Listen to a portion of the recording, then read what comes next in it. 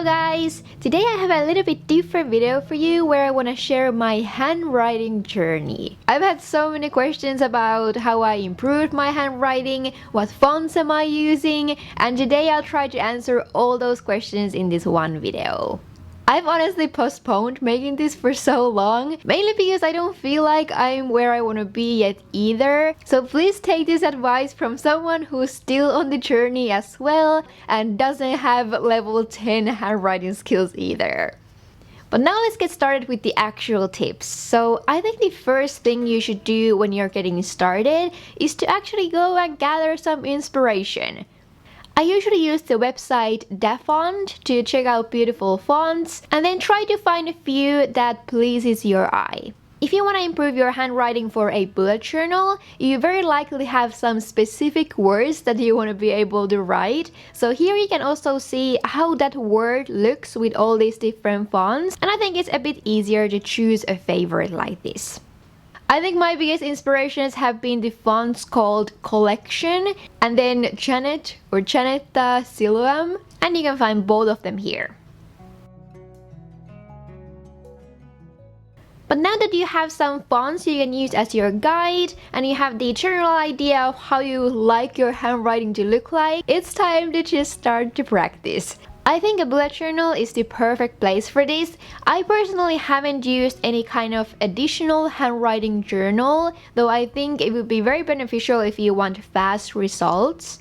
I've been bullet journaling since March 2018, and you can really see the improvement and changes my handwriting has gone through in this time period. And I just want you to know that I didn't know anything when I got started. My normal handwriting is so dirty and I had never even touched a calligraphy pen. So if I could learn to create some pretty titles, you can too. I would always encourage you to start writing with a pencil first, so you can make all the mistakes you need. There's not so much pressure, and this way you can slowly start to train your eye about what looks good in your opinion and what doesn't.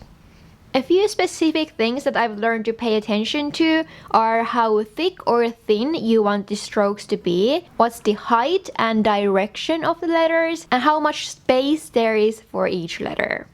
I'd say my handwriting style is pretty minimal, so all these tips I'm gonna share probably won't fit some other styles like bigger brush pen letters and so on, but I think they'll still be good guidelines for almost any font. Anyway, let's start from how to create this fake calligraphy look where the downstrokes are thicker than the upstrokes.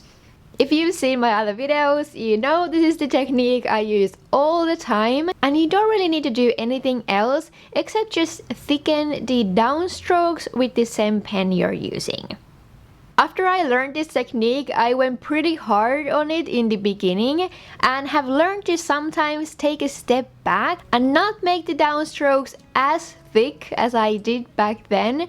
But yeah, overall, I think this is just a really helpful technique if mastering an actual calligraphy pen seems like too big of a jump.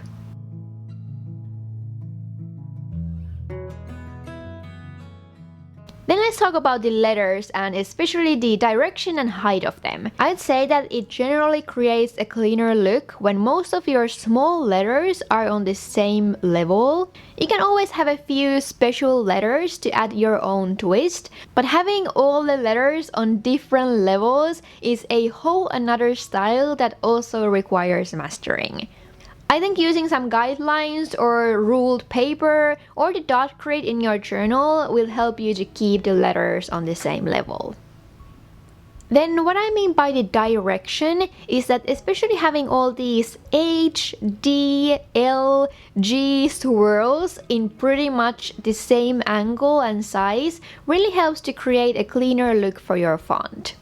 Again, having some guidelines might help you out, and also drawing everything with the pencil before going in with the actual black pen. Then when it comes to actually going in with the black pen, I know it always might feel a little bit intimidating in the beginning, but still try your best to create fast, confident strokes. If you start to go in slowly, it's much easier to create that nervous shake. So just try your best to create as fast strokes as you can, and I think it usually ends up looking much better. But then finally, I think it just all comes down to practicing. I'm sorry, I know that's annoying to hear, but I promise you, when you just keep writing more and more, you slowly start to develop your own style and a way to connect all the letters together. What I've done over the years is to kind of pick my favorite letters from different fonts, and then gradually I've started to develop my own style with all those specific letters. If you really happen to like that font I'm using, I also created these free letter practice sheets for you. I think I have a few letters that I change from time to time, but these practice sheets should be a pretty good starting place for the minimal cursive font that I'm using. You can find and download these from my website, and then you can just print them for yourself or practice on your iPad or somewhere. One thing I want to mention about writing on a iPad or drawing tablet on computer is to please use the smoothing function on your brush. I wasted so much time before I realized that the smoothing function exists, and it has totally changed the game for me. So yeah, that's just a quick tip for all of you writing digitally. All the links to the sheets are down in the description bar. I really hope these will help you out. I was actually planning to create a full font from my handwriting, which is also one reason why this video has taken so long. But I realized it's a lot more challenging journey than I thought and requires much more time. So if that's something you would be interested, keep an eye out for next year. But yeah, I know this was a pretty short video, but if you have any further questions, just leave them down below and I'll do my best to answer them. If you're new here on my channel and would like to stay tuned for more art and journaling stuff, please consider subscribing. But other than that, thank you so much for watching. I hope you're having an amazing day or night wherever you are, and see you in my next one. Bye bye!